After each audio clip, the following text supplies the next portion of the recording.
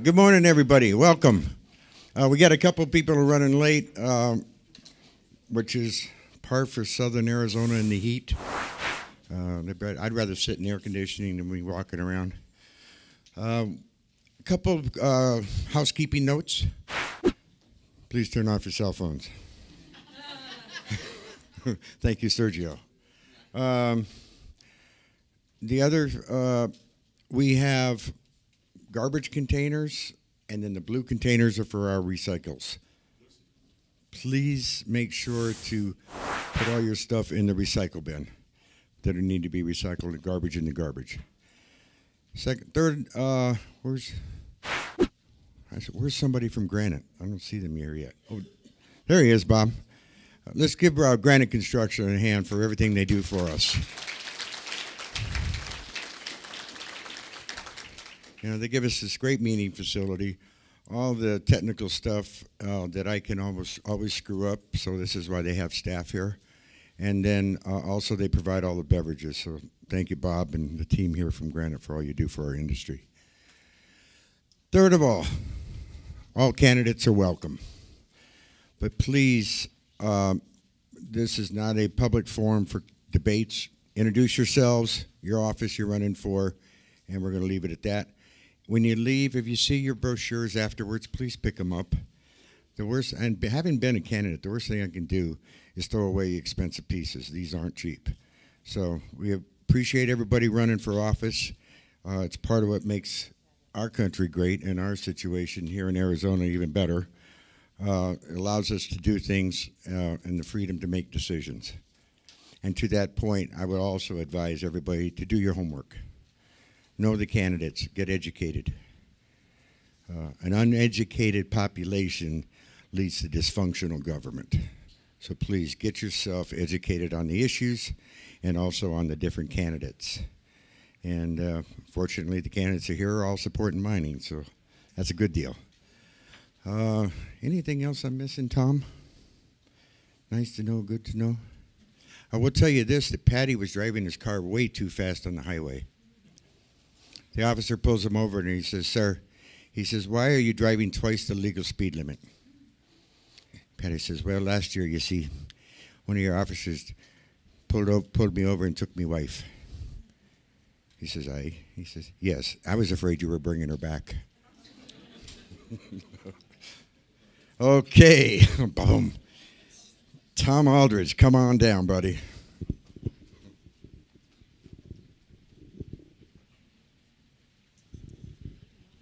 Sydney could not make it today, and she asked me to do a couple of announcements for Amigos.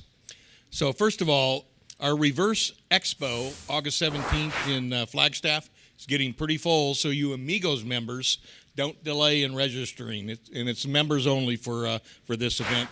Last year we did it. It was a great time for everybody. They had a lot of good conversations with the mining companies. Everyone gets to do their best elevator speech in 10 minutes, and it was really a lot of fun. And you beat the heat in August, so get registered. The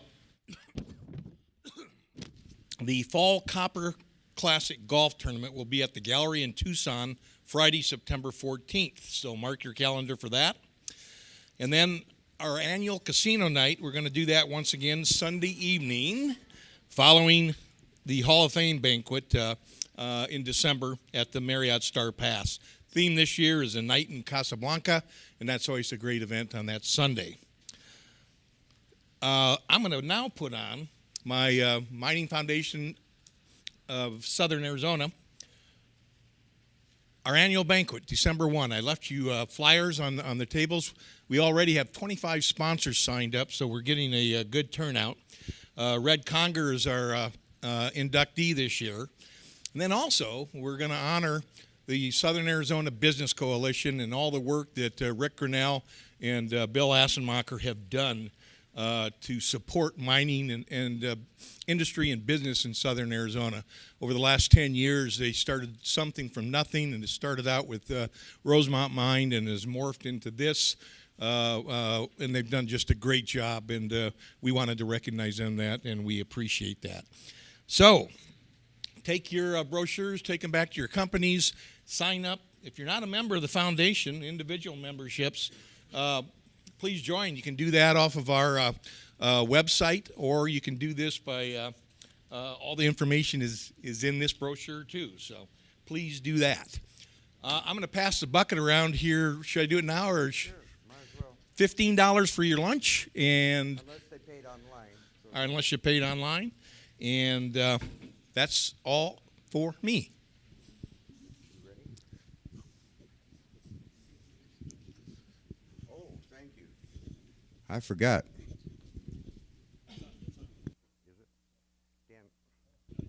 Dan's been here before. Yes. We're going to start way in the back of the corner. I believe a couple of ladies back in the corner. Stand up, introduce yourselves. Speak loud enough so everybody can hear you who you are and your company.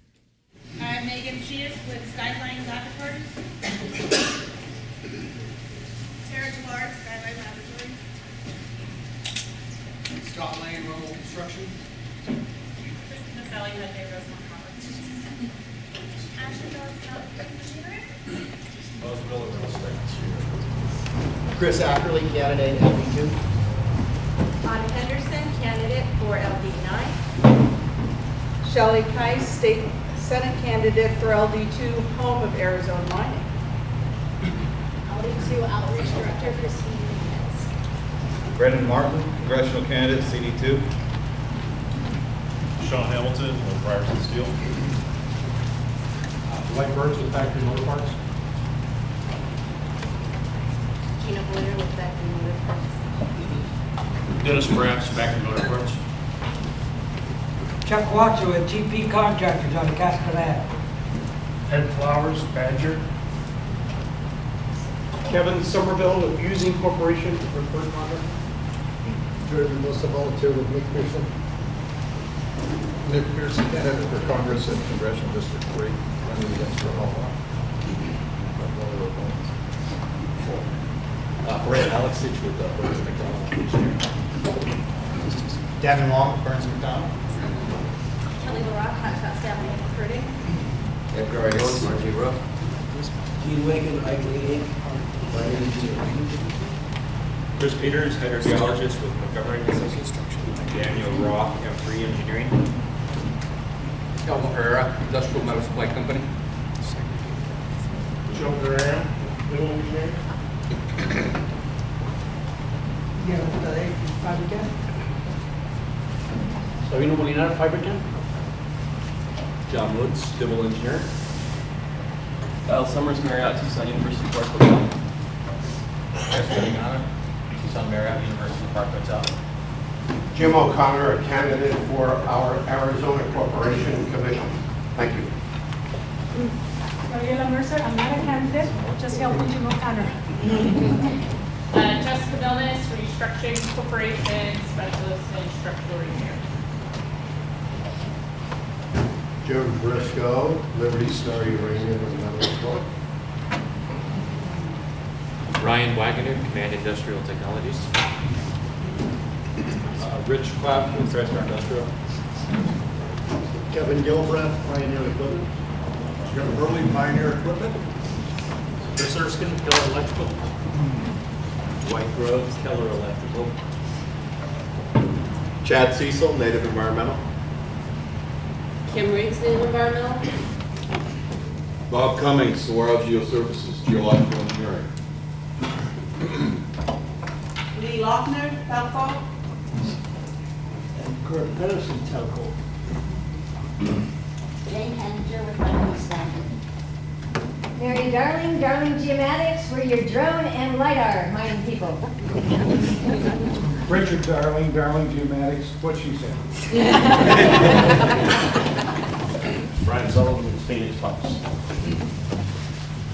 I'm Todd Clodfelter, State Representative, Legislative District 10, also candidate for re-election, Legislative District 10. If I might point out, according to Arizona GOP, 4 of the 6 swing districts in this coming election are represented in Southern Arizona. District 2, District 9, District 10, and District 11. So I would encourage everybody to support candidates who support mining in those 4 districts. Thank you.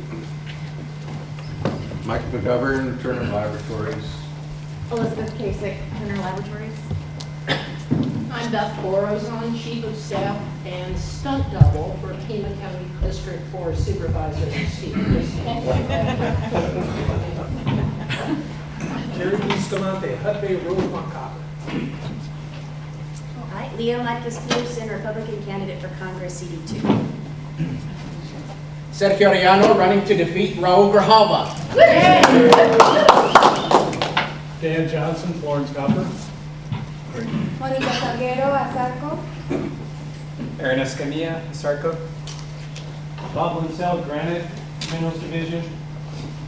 Chad Alford, Granite, Mining Division. Tom Jones, CPI Trucking and Amigos Board Member, along with Mr. Aldrich. Lucy Howell, Southern Arizona Finance Director for your next congressional district. Leah Marquez Peterson. John Gravel, Arizona Mining. Trey Lucero, Arizona Mining. All right, well, thank you, everybody, and welcome. You know, Dan is going to give us a project update on Florence, but as you can see, there's no mountains out here. Yeah, close to it, West Texas. But here's the dilemma they've had for years. You'd think they had to climb over Mount St. Helen to get to where they are today. So their perseverance, their commitment to their project, their commitment to the community. Dan, congratulations on your progress, and tell us where we're going from here. Thanks, Rick. It has been a long time coming. I actually came to the project in March of 2011, and it's been a hard road to, basically hold at times. But since our new administration has came in, it's actually been a lot easier to get some of the things through. And I'm hoping that I know Arizona Mining's been pretty successful at this point too, and I'm hoping Rosemont follows in our steps as well. But I'm just going to give you a project update. For those that don't know about Florence Copper, it's a pretty rare mining type of project. It's an in situ operation, copper operation. It's about 2.4 billion pounds of copper. About 70% of that's recoverable, so we get around 1.7 billion pounds. For a mine life, it's a little over 20 years at 84 million pounds a year, so at about $1.11 a pound. So it's a very economical deposit to go forward in the top 5 to 10% in the world for the economics for this project. So basically, December, after we got all our permits, we still have a lot of litigation going on, but we've been very successful. We've had 11 lawsuits against us from the town of Florence, as well as Southwest Value Partners, and another guy that's been in the news a lot, George Johnson of Johnson Utilities. Since about 2 years ago, Johnson Utilities hasn't really been participating in the litigation suits. He has his own issues, as everyone has been reading in the paper right now. So actually, we're just really fighting Southwest Value Partners in the town of Florence, and unfortunately, the town of Florence is losing about $4.5 million a year by fighting us, because they're spending between $500,000 to $1 million to fight us, and we've been successful. 9 out of 11 lawsuits that we've had thrown at us, and we're about to win the last two. I feel very confident saying that at this point. So we started our project in December of this year, building it. We've been M3 Engineering. I heard one gentleman here from M3. They've been helping us do it with the EPNCM.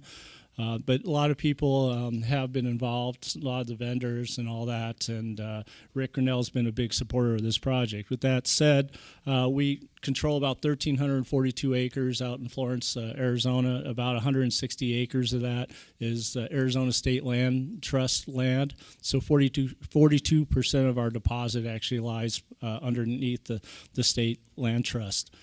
So they're standing to make about $160 million of royalty once we get going. So it's a big thrust to the state economy just for that trust. Although it'll be a lot more in taxes, about between about $2.4 billion for Pinal County and about $2.6 billion for Pinal County, about $3.4 billion for the state of Arizona once we get the project going.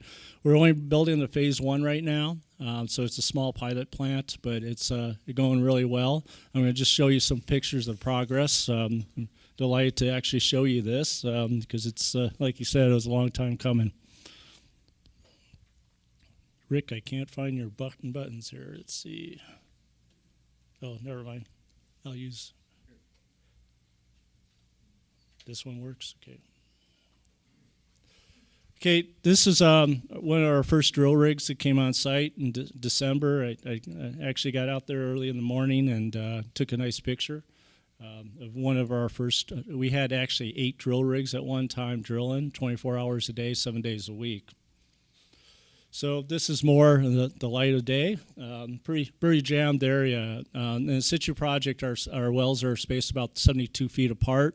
They go down 1,200 feet. They start the slotted screen about 485 feet.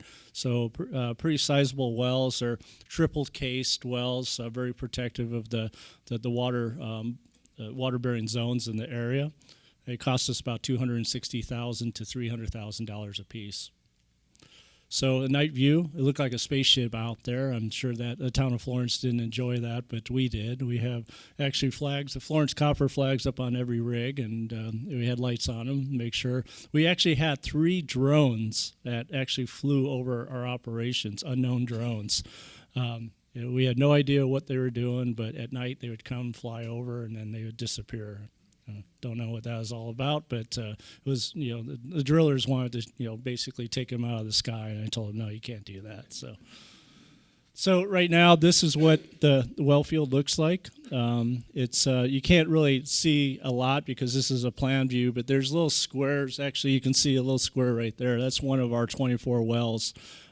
This entire project's at about a $9 million project just for the test site itself. It's about 1.5 acres of wells. So this is our process plan area. This is the first picture back in January 4th, I believe, of 2018. So we're just starting to grade it. Our first pour was of concrete after they started doing all the rebar work and all the foundation work was March 7th of this year, and it's going very, very quickly at this point. So you can see it going up little by little, and this is looking to the actually northwest, so looking towards Santan Valley and Queen Creek, if anybody really knows their bearings, but that's what it's looking at right there. So this one all went up in about a month. Start the structural steel, got the raffinate tanks in, the PLS tanks in, the acid storage tanks in. The fire water tank hasn't got in at this point because this is where the fire water tank's going to go. And now you can see the fire water tank, the yellow tank, and then all the raffinate tanks. And this all happened in about 3 months. And this is all the electrical master control center, as we call it, over in this area. A lot of vendors and contractors are involved to get that done. This is a plant about, actually, about a month and a half ago. I got some recent pictures just from yesterday. So you can see our lined pond behind it. It's about 4.5 acre lined pond, holds about 13 million gallons, if I remember, of solution. We only taken 240 gallons out of it, but 60 gallons we're over pumping it. So we always have that inward hydraulic gradient. So the water from that over pumpage actually goes into this pond and gets recirculated back in the process, and some of it gets evaporated as well. So you can see our office building, our administration building, but our control room will be operated out of that building as well. A lot of this equipment sat in our backyard for about 4.5 years because of all the litigation and the permitting challenges that have been thrown against us. We had about $9.5 million worth of equipment just sitting there in our backyard. But this is an overview of the mixers. I don't know if everybody knows what a mixer is, but the little circular tank up there, of course, mix in. And these are actually our settlers. This is a really small plant. I'm used to bigger plants. I'm former Phillips Dodge, so I'm used to huge ones. This is a very small package plant, as I would call it.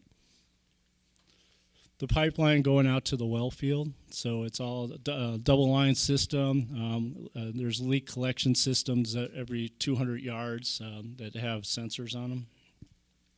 And that's about it. So I just wanted to make it quick and short. And if there's any questions, I'm more than happy to take them. One question I could probably answer, we'll be up and running in August, and we'll be making first cathode in end of November.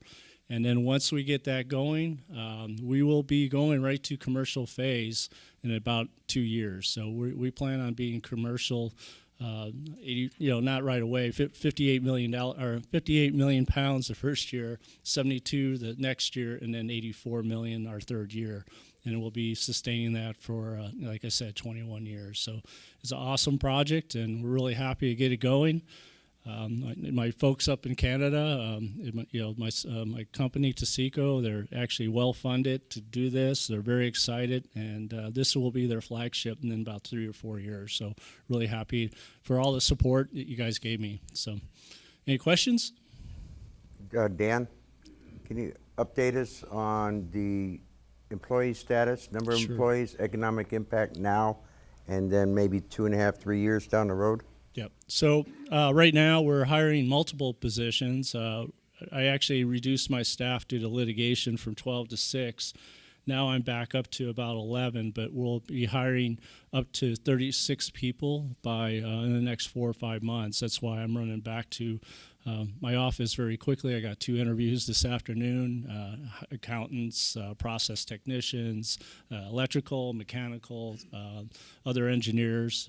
So now we're just going to get up to about 36 people. But with that said, in another 1.5 years, we'll start hiring our commercial phase, which will be up to 240 employees. Average about $84,000 a year of a job, just average. From the economic impact study. So. And how many vendors or contractors outside are you, on average, going to be looking at utilizing? Well, of that 240, I mean, our estimates about 640 people get employed by that time. So vendors, I'm thinking commercial. You got a lot of people that doing your laundry and stuff like that, but. I think the total number is around 800 that's involved in the commercial operation between my employees, vendors, contractors, consultants, all that. That's what our economic impact study shows. So, well, thank you for your time, and it's exciting for me, and I'm hoping in 2 years I'm in front of you guys building a commercial operation. So thank you. Thanks, Dan.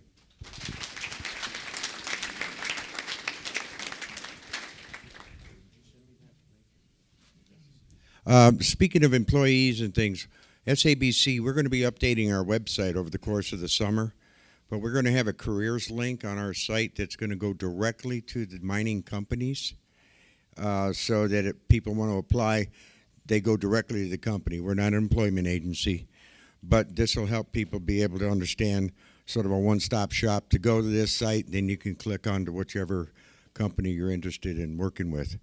Mr. Bustamante. How are you, my friend? Doing well. How are you? Good.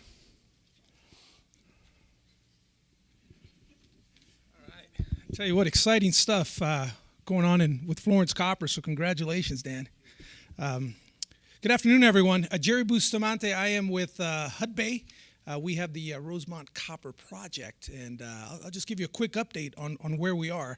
A few of you asked me as I came in if we have good news to share with you yet, and the answer is no, but we are optimistic that sooner than later we will have some positive news to share. So I just want to give you a quick update on where we are with the project and be happy to answer some questions afterwards as well.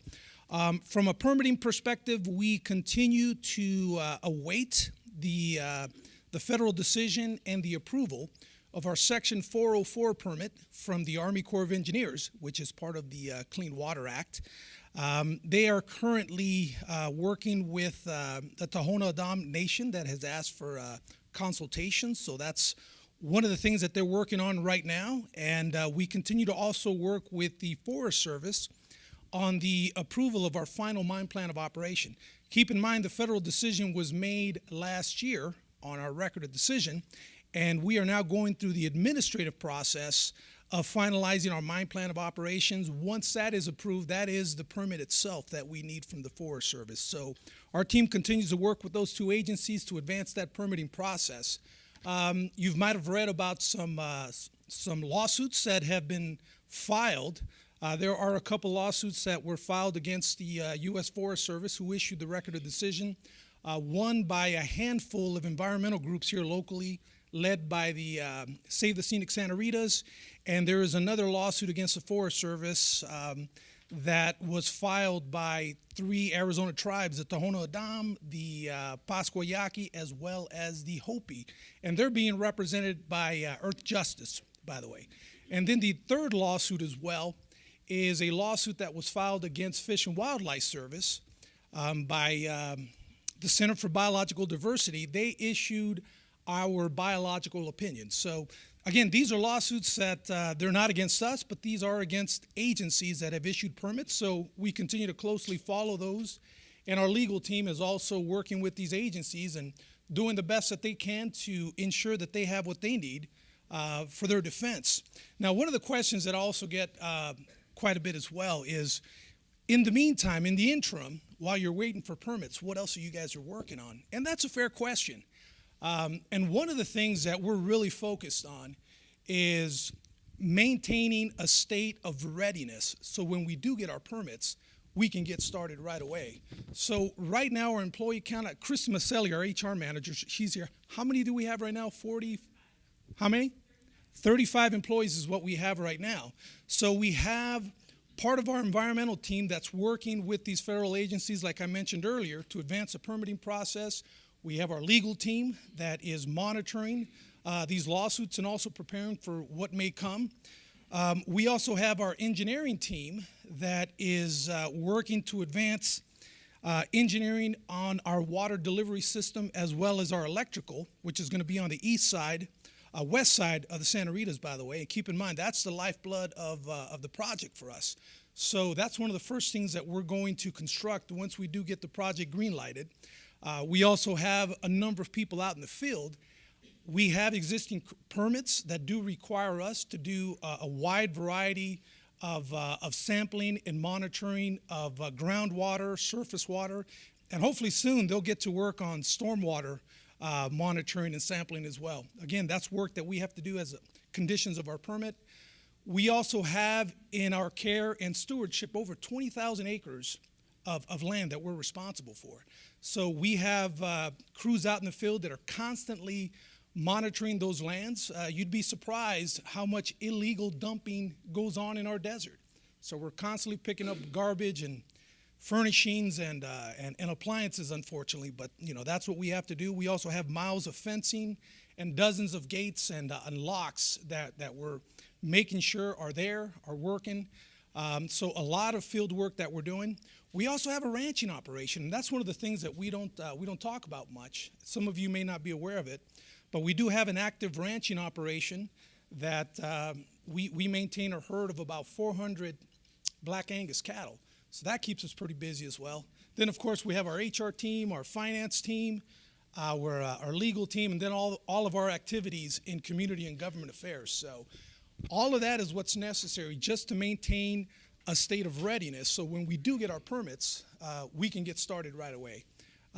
As a company, the company is strong and it is eager for us to get started. So you will be among the first to know when we do have some good news to share. And one more update that I do want to share with you is we do have some new leadership here in Arizona. We have a new vice president of the Arizona Business Unit. His name is Andre Lawson, and he was previously the VP of our Manitoba Business Unit, where we have 3 operating mines up there. So he has now been appointed as the vice president of the Arizona Business Unit, and he has started, not here full time yet, but we're excited to have him on board and to have him here full time. So, any questions, folks? It's always nice to have a friendly crowd, Rick. Thank you. Thank you. All right. Good to see you. Speaking of friendly crowds, I don't know how many of you were either in Phoenix or in Tucson for the ADEQ presentations about possibly taking a 404 permit. Yeah, the whole process. Well, I have to tell you, when you mentioned Save the Scenic Santa Ritas, I think 80% of the audience there was the environmentalists. And this is an issue that we need to be aware of anyway. only because if we're not understanding what the state's going to do and how it's going to interact with the feds, it's a very important process, not just to our industry, but development, transportation, pretty much across the board. Anything has to do with waters of the U.S. It will be impacted by this process, and eventually. So it's a 5-year, about 5 years. 5 years they're going to walk through and see what they can come up with, to go back to the legislature, get it all finalized, and move forward. So speaking of putting people to work, I understand you got some numbers for me. Arizona Mining just had a press conference this morning, so I was giving Greg a little bit of a stress about how come you're not here yet. So you're here. Thank you, Rick. Thank you, Granite, for hosting again. Great lunch. Thank you, all of you, for coming. I'll talk about the press conference in a little bit, but just to give you where we're at right now with the project, we are working with the state to clean up the old trench mine site. We are putting in new tailings facility structure, 100 drain collection pond, water treatment facility. That in itself was all in about $25 million contract. Meridian was doing some of the work up there, and Rommel Construction was doing most of the earthwork. We just awarded a contract to Cementation to start our decline. That's about a $40 million contract. They are getting ready to start probably here in the next couple weeks, June 20th. For those of you that didn't hear John Gravel's name, he's sitting here. John is in charge of procurement. What's your cell phone number, John? I think we got a head count at our gate last week. We were over 450 people going through our gate. Our schedule right now is the decline is going to continue for the next 2 years. We'll probably start on the processing facility on the surface this time next year. So we're probably going to be pushing about 800 this time next year. Good thing for us is that we're all on private property. All our permitting is at the state level. So state is working hand in hand with us. We have no problems at the state level. The governor's been very supportive of the project. We're going to be featured at next week's Arizona-Mexico Commission plenary, so we're going to be all over the place there. I have in my hand a publication that we put together that's going in a number of newspapers in southern Arizona. We didn't put it in the Star. We didn't think we'd get much mileage in the Star, but in every other publication we've got it. It'll be in capital times, so our state officials will see it. A number of you helped me put letters of support in there. Tom Jones, CTI, thank you. Rick, thank you. Bill Osmacher, Cade Industries, put letters of support. For all of you that I didn't mention, thank you for your support. We had contracted with Arizona State to do an economic impact study. Their first experiment was with Rosemont. They have done several since then. They are now pretty much the go-to agency to do these economic impact studies. We've had it in our hands. It's just been trying to figure out when we could do the actual press release. So we did it this morning. I'll just give you some of the highlights. So pre-production expenditures of $519 million. Average direct mine employment over the 30-year mine life is about 451, peaking at 525. Impact on Arizona of 21.6 billion GDP over the total period of the mine. Each Hermosa project job supports 7.1 additional jobs in Arizona, so a 7.1 multiplier for Arizona. Additional contribution to Arizona GDP of 676.1 million, and annual contribution to Arizona state taxes of almost 27 million. So these are kind of the numbers that we're putting out. So everything is looking very, very, very positive for us. Our hope is to be in production end of 2020. We are going to be shipping a lot of concentrates. We haven't looked at all our routes yet. John is busy working with engineers looking at logistics, so a good portion of them will probably go through Guaymas. Some are probably going to go West Coast. I don't know if we've picked out a port on the West Coast, but we're whittling it down. We're even looking at Texas, so we've got a lot of stuff that's going to be exported out. So more good news to come as things progress. So thank you.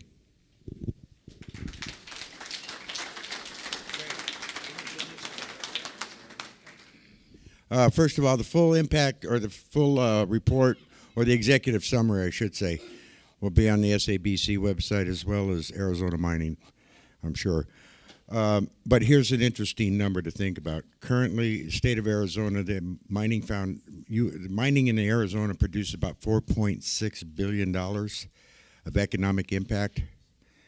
This project will add another 15% annually. I think it's $216 million. Is that right, Greg? Yes. So our industry is growing. And the nice thing about it, we don't realize it sometimes, mines aren't picking up and moving. They're here to stay. And despite the fluctuation of commodities, as they will, but still over the long, arduous process of this industry, the mining industry is here to help us out. And I see Representative Finchem back there just walking in. Did you eat? You're welcome. Speaking of, would either you or Todd like to give us a quick update on what happened in the legislature and anything nice to know, good to know? Who cares?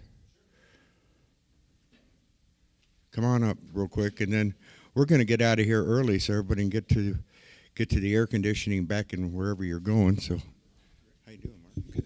Good to see you too. Thank you very much for lunch, and it's always good news when I hear such a robust report with the mining community. So, this past session, we did a couple of things. The thing that I'm probably most proud of is the repeal of TPT tax on coal. That is a significant contributor to keeping NGS open. What I can tell you right now is, as of this past Monday at midnight, 2 operating plans were submitted, 2 different operators. They are very different. One operator has pre-placed almost 2,000 megawatts of power with customers that are not currently consuming NGS power. So that's a significant move.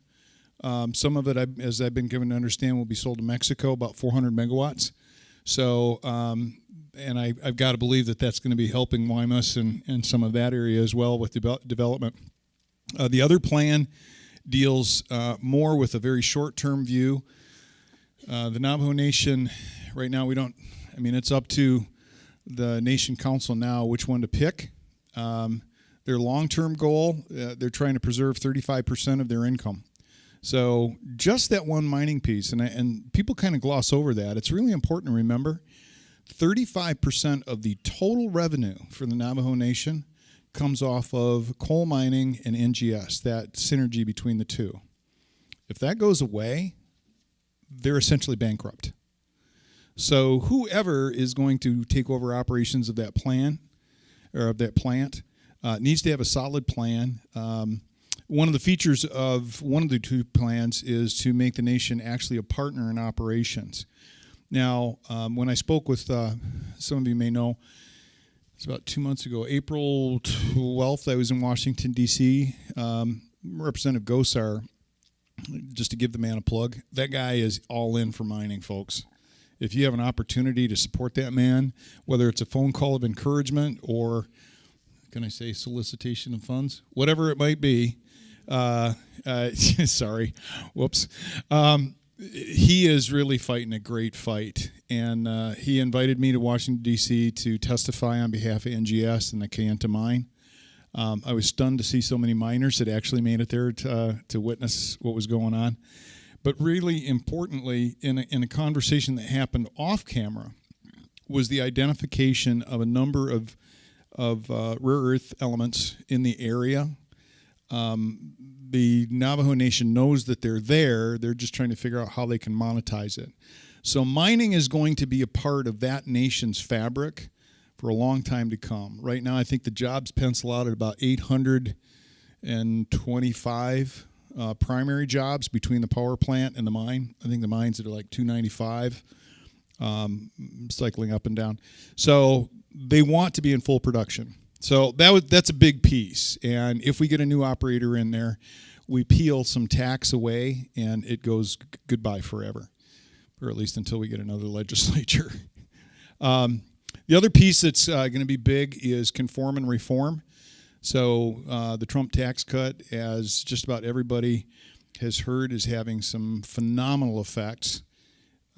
We right now, this coming Wednesday, we'll get a briefing from JLBC, Joint Legislative Budget Committee, on where we're going to project the end of this fiscal year at our state gross domestic product. We started the year, I think, at 2.1%. We are now well up into the 4s, and we're told that it could be even higher. So good times are going on in Arizona. One of the issues, though, with the income tax is that we have to conform Arizona tax to meet federal tax guidelines, and at the same time we have to reform our tax code. Otherwise, it ends up being a tax increase. So rest assured, there is some work going on behind the scenes right now as to how do we craft that bill. A good part of the language is already put together. We're just waiting for the right time to do it. So those are the two big things on my list. Todd? I just want to reiterate what Mark said about the mining industry. I want to point out that there are a couple members who represent the nations up in the coal mining area who are opposed to protecting the mining industry up there.